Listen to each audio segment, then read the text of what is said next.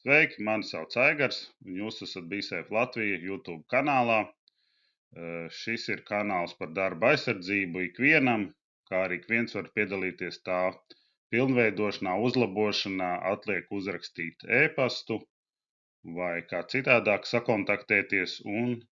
tā tad rezultēties tas var ar kādu video materiālu, kas būs interesants ne tikai konkrētam cilvēkam, bet visiem pārējiem.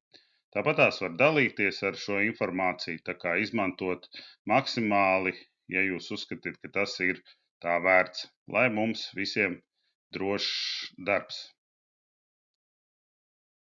Tātad šādas izstāstās infolapas, ko BeSafe dod saviem klientiem. Šajā gadījumā stāsts par infolapu par respiratoru un sejas maskām, lai cilvēki tātad redz, kāda ir atšķirība un kāds ir tas kodējums. Tātad šādi izskatās tā lapa, augšpusē tātad bildes, aprakstīts, kas tas ir, lai mēs varam saprast, un attiecīgi apakšā ir kaut kāds kodējums un apraksts, informācija, kas ir domāta darbiniekiem, godīgi, lai viņi var izlasīt, saprast, un, protams, ka viņi ir A3 vai A4 formātā, cik nu kurā gadījumā vajag, lai tad to informāciju maksimāli labi var redzēt. Atkarīgs, protams, arī no uzņēmuma, ja, kuriem tad ir vairāk, kuriem ir mazāk konkrētie darbi un vajadzība pret šiem te individuālajiem aizsardzības līdzekļiem, ja mēs zinām, ka vispirms ir kolektīvie pasākumi un tad ir individuāla aizsardzības līdzekļi. Un, nu jā, tādā veidā cilvēki tātad var diskutēt, saprast, kas viņam ir iedots, jautāt speciālistu, kāpēc tas, kāpēc šis, kāpēc ar tādu kodējumu, varbūt citu kodējumu, ja, un tam līdzīgi, lai šī saruna iznāk labāk. Protams, ka lielāko daļu cilvēkiem, ko iedod, to viņi lieto, bet ir, protams, uzņēmumi, kur cilvēki ir diezgan izglītoti, un viņi saprot, ka tas ir viņu veselībai, viņam svarīgi, ja, jo,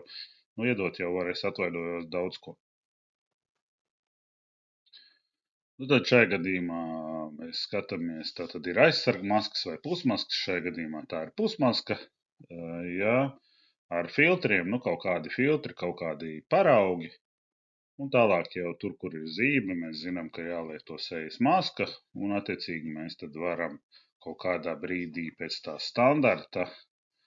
saprast, un attiecīgi, protams, ja ir vajadzīgi veicam mērījumus, skatāmies, kas tur ir, kas tur nav. Ir tātad vienkāršie šie te filtri, brūnie, pelēkie, un tad ir universālie AB vai ABEK filtri. Tāpatās respirators šajā gadījumā, tātad pilnā maskā, jā, attiecīgi šeit bija ielikts pusmaska un pilna maska, lai cilvēki pie sarunas, tad, kad mēs izrunājam, saprot, ar ko atšķirās pusmaska no pilnas maskas, izrunājam, kāpēc tas ir svarīgi, pret kādiem riskiem vēl šī maska pasargā, un tālāk jau tad viena veida respiratori, bet ir uzņēmumos, kuros ieliek arī paraugam tieši konkrētos viņa šos te respiratorus, tā kā bildi, protams, var pabaidīt. Nu, tālāk ir kodējums, kaut kāds apraksts, lai cilvēki saprot. Protams, tādos profesionālos uzņēmumos var ņemt arī speciālas tabulas, kur redz kādas vielas, kādos izgarojuma vai putekļu daudzumos var izdalīt, nu, daļiņu izmēros, ja tā būtu pareizi teikt, ja, un saprotam, ja, vai mums ir vajadzīgs P1, P2 vai P3, protams, kur mums nav skaidrs, vienmēr var izmantot šos te P3, viņi gan ir dārgāk, bet, nu, teiksim, tad mēs zinām, ka viņi maksimāli pasargā no lielākā daļa putekļiem, ja viņi izdalās mūsu ražošanā, jo es vienmēr mācu, atceramies, ka mūsu organisms ir rādītājs, ja vakarā mēs no deguna varam kaut ko izvilkt, tas nozīmē, ka ir vai nu jau beidzies šis respirators vai ir neatbilstošs respirators un kaut kādas daļiņas tad iet cauri. Tā kā to visu strādājot ar darbiniekiem var uzzināt un veikt kaut kādas izmaiņas, ja nepieciešams.